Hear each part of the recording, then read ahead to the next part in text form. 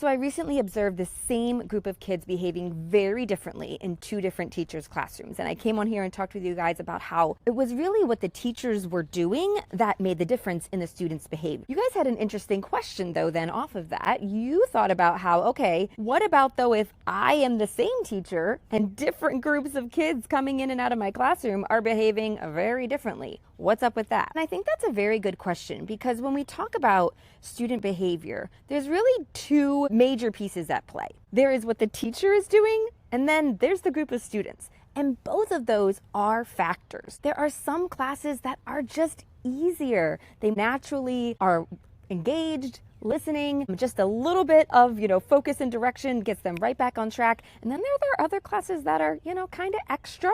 They're really tough.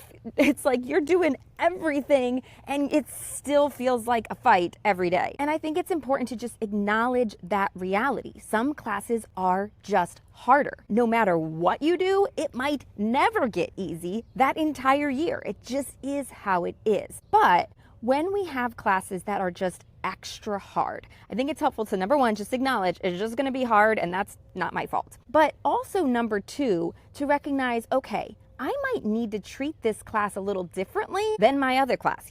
Fourth period might look a little different than second period because they are two very different groups of kids. And so we might say, okay, I gotta tighten the reins, or I gotta handle this differently. And you might need to be wise about saying, okay, this class is different than that class, and so I am gonna handle that a little bit differently. But yes, it is absolutely normal to have certain classes that are just more difficult. And that is what it is. It's part of teaching. We can kind of accept, acknowledge it, and then do our best with the situation that we're given. If you want to talk more and hear more about classroom management challenges and solutions, I encourage you to check out our podcast. You can find it on your favorite podcast app. Just look for Teach for the Heart podcast or check out the caption for more info and a link.